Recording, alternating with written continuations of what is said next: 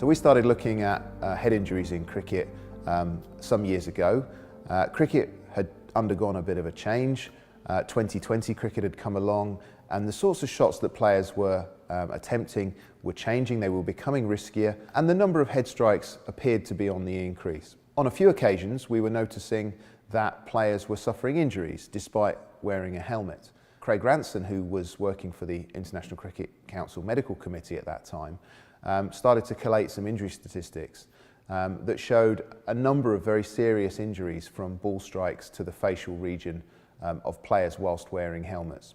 At that time, we realised that we had a very old helmet system. The standard hadn't changed for some time, probably 10 years at least before that. And we also probably didn't understand enough about the properties of a cricket ball and the damage it might do. So Loughborough Sports Technology Institute was, our first port of call really to try and help us explore some of the science and understanding behind where the deficiencies in our knowledge were. Firing.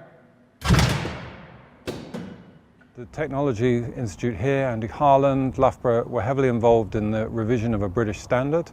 So that took place after consultation, research, bringing the manufacturers together, but at the same time also doing a lot of video analysis and their own technical work on understanding where grills and helmets were failing.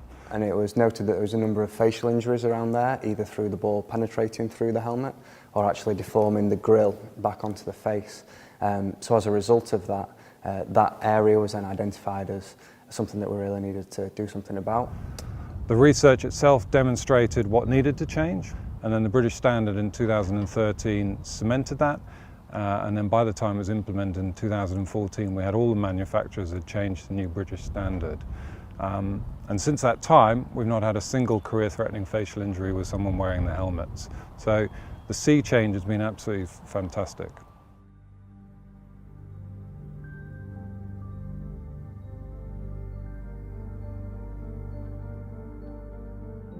So Phil Hughes' tragedy hit the game really hard. It hit all of us. I know it hit Cricket Australia, and indeed there was a coroner's inquest into it. And I think what was clear was that whilst helmet technology has moved on, it still needed to evolve. And so since then, ourselves, Loughborough Sports Technology Institute, and Cricket Australia, and a number of other partners and manufacturers have been really working hard to try and understand how to best make an additional component to the current helmet standard that protects the players. A number of players will now wear neck protectors, and for a number of years these neck protectors were not subject to any standard testing. So we've worked again with the British standards and a number of partners to develop a test which has been included in the standard, which requires all of those neck protectors to be certified so that the players and the authorities can be confident that these meet a safety standard to give confidence to those people that are wearing them. So the overall aim of this project is to just make cricket as safe as possible. But what we're really looking to do is take those really uncommon events and try and prevent them even more. Whether that is on one end of the spectrum, death, to the other end of the spectrum, so mild concussive type injuries. Looking to understand those better and just prevent that whole spectrum from occurring, or at least mitigate some of the risk or severity of that. So the research that we've been undertaking in cricket has revealed some insights that may well be relevant to some other sports. Over the coming years, we're going to start to look at investigating different types of collisions that may be present in different sports, and noticing the similarities so that we can share good practice across the sports, but also identifying key areas of difference where we might need to take different approaches to preventing injury in the first place or diagnosing or treating injury. And we'll be working with medical partners across all of these sports to try and make a contribution to make sport a safer place.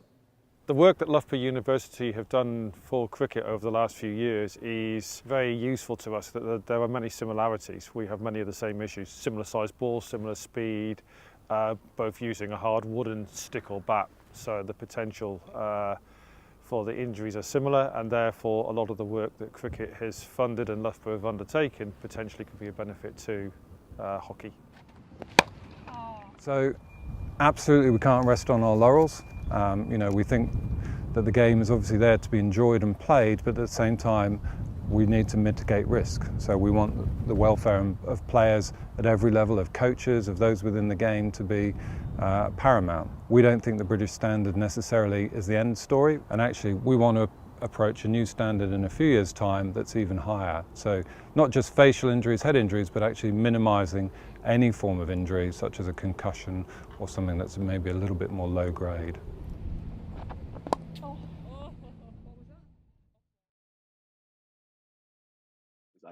So our next topic explores innovations in injury prevention. So in the context of athlete injury prevention and rehabilitation, how is sport biomechanics contributing to more effective strategies, and what innovations or breakthroughs do you anticipate in this critical aspect of athlete care?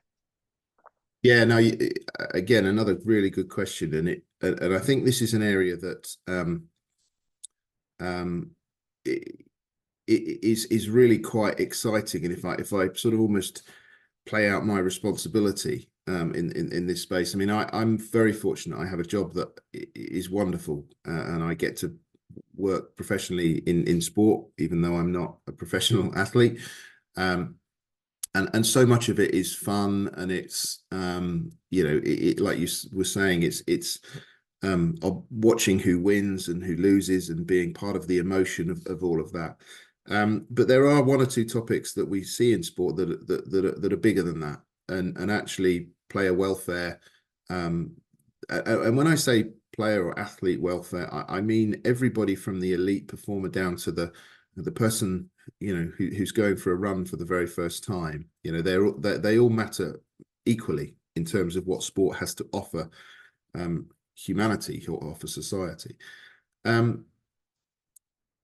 As I've explained before, my background is not in the human sciences. So, I'm not a medic. I'm not a biomechanist. So, it's very difficult for me to comment on injury particularly. But where I do see a role for sports engineers like myself is to provide tools to aid in the monitoring and in the rehabilitation and perhaps to support treatment and so on. But the most exciting area, and I think the area that we'll see more innovation in moving forwards, is towards the prevention. Now, there are some obvious things that you can try to do to prevent injury. So you can wear protective gear if you're engaged in a sport that where there's a physical collision coming your way, whether it be a cricket ball flying at you or an American football player rushing towards you, or you're on your bike and you're going to potentially fall off and hit the road. There's lots of work that can be done on improving the protective equipment that you would wear in that situation. And let's be honest, the protective equipment has come an awful long way in the last sort of 50 years. So we should all be really grateful for the excellent science and engineering that's gone into those products, because in most of those sports, participating is much safer than it once was. I think there's an area that interests me, which is broadly speaking, if you think about the wearables that that are available now, and some people will have smartwatches on already, and others will have access to sort of wearable technologies that you can include within little components that sit within your vest, or you have your mobile phone strapped to your sleeve whilst you're out running and things like this.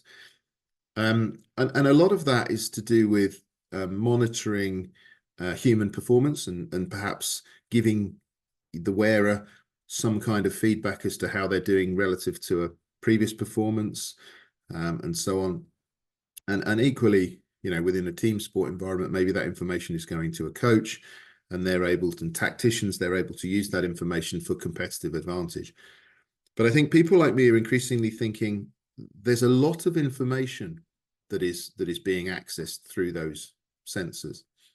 And without knowing anything about injury, this is where I think it's quite interesting and exciting, is without knowing anything about injury, it seems to me that when an athlete is healthy and performing well, they will be exhibiting a pattern that is representative of them at their best.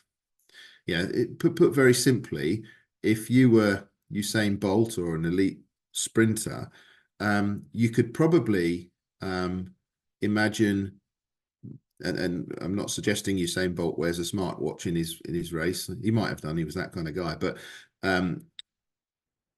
you could imagine getting information from your smartwatch that will tell you something about the cadence of your running, and you could probably do a piece of work that looked at how fast are you running versus what is your optimal cadence, and you could imagine developing a model there that allowed us to understand when different individuals were at their optimal performance, or at least individuals working at their steady performance. And I think what's interesting to me is my suggestion is that prior to an injury, and I'm not talking about impact injuries necessarily here because they might be unpredictable, but in terms of muscle strains and tears and twisted ankles and these sorts of things, people like myself are increasingly thinking that there's probably information that is embedded within the sensing of the training sessions that they've been doing, that if we understood what healthy state looked like, we ought to be able to spot when that changes slightly, when it dips slightly. So perhaps in the early stages of getting some sort of infection, perhaps, and maybe it's affecting your ears, maybe that's affecting your balance, and maybe there are little patterns that start to emerge that that your balance during your run was starting to change. And if we can spot those early enough and develop systems that give coaches and individuals the confidence to perhaps withdraw from training. Hang on a minute, something's not quite right. We don't know what it is, but something's not quite right. Come and sit out for a while. We might end up being in a position where 24 hours later that person's feeling sick, and had they carried on training, they might have done themselves an injury, which would have meant they would be sick and injured. But we may be in a position where we can start to develop injury prevention tools in that way. So, I guess artificial intelligence has an awful big role to play in something like this, because some of these patterns might be so subtle that it's really difficult for a human being to spot for themselves. But when you feed this information into artificial engines, machine learning engines, they might be able to much more efficiently say, we can capture what we believe to be a healthy state of that athlete, and then we can start to predict when things are starting to go wrong. So for me, protective gear and other things will continue to evolve, no doubt. But for me, the exciting world is, can we start to prevent injuries happening in the first place? And that for me is an untapped world, because if you guys wanted to spend the next 10 years on that, then and get it right, then you'll be millionaires.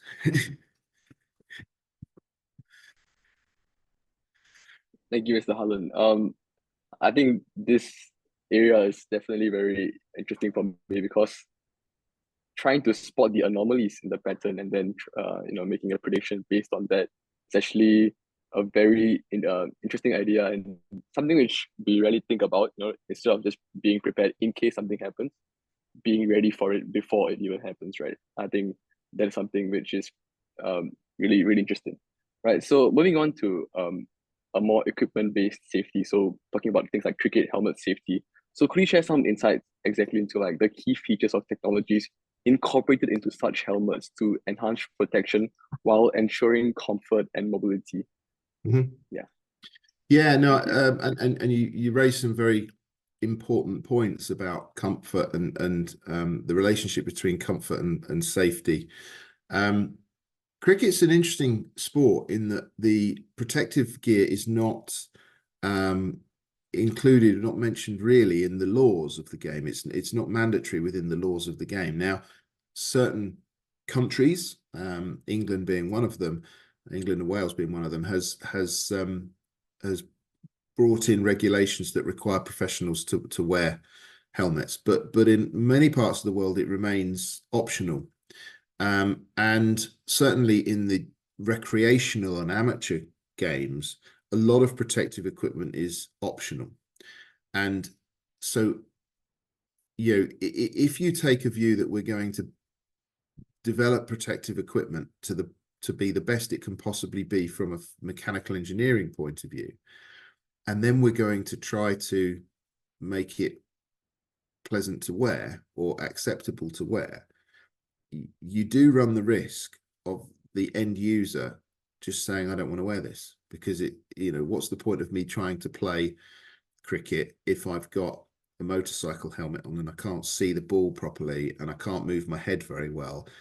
I either will play without it, or I'll go and play a different sport instead.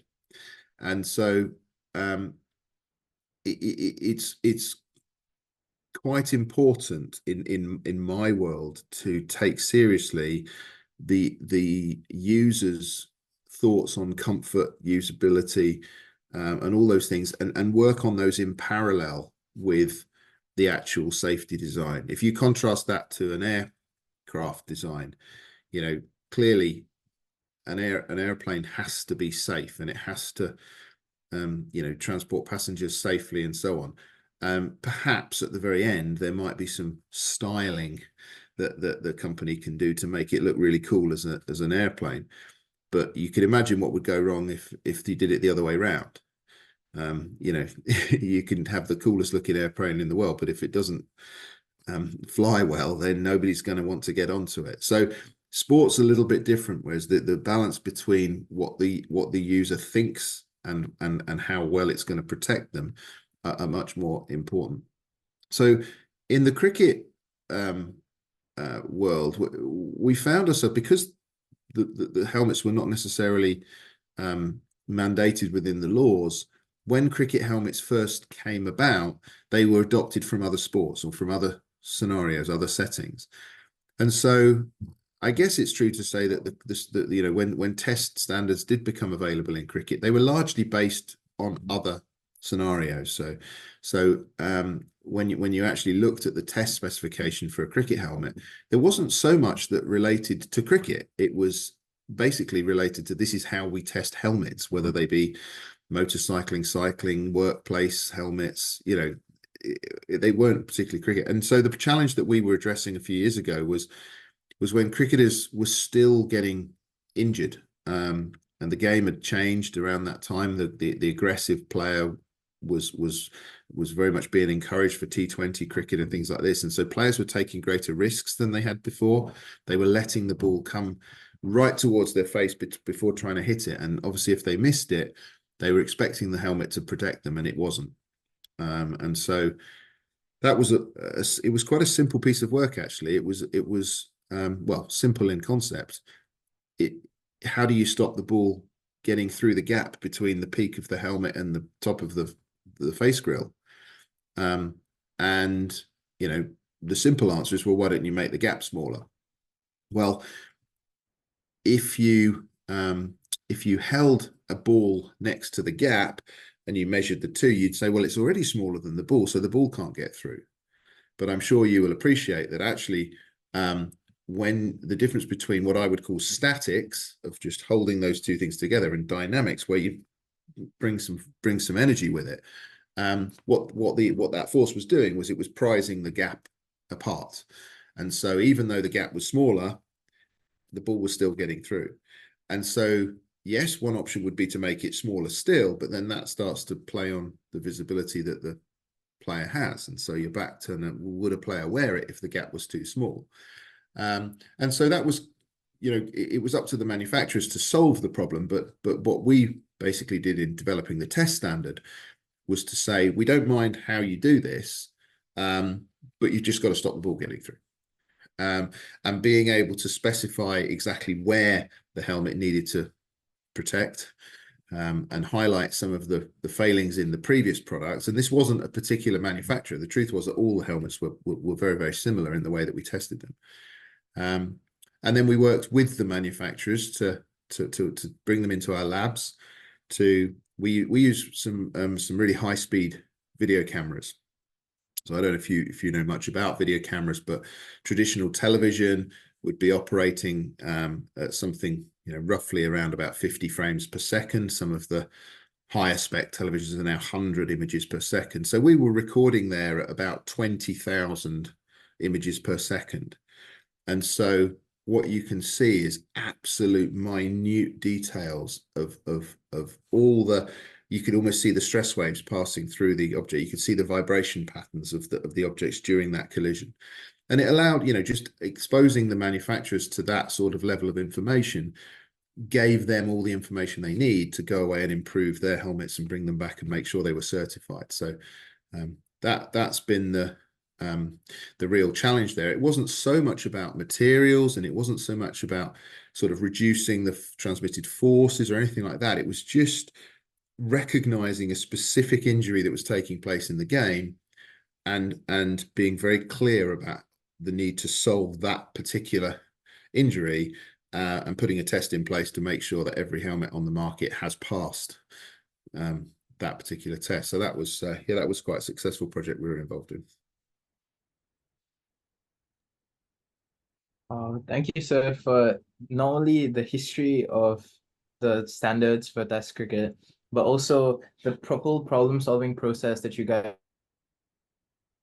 went through in order to reach such a successful result.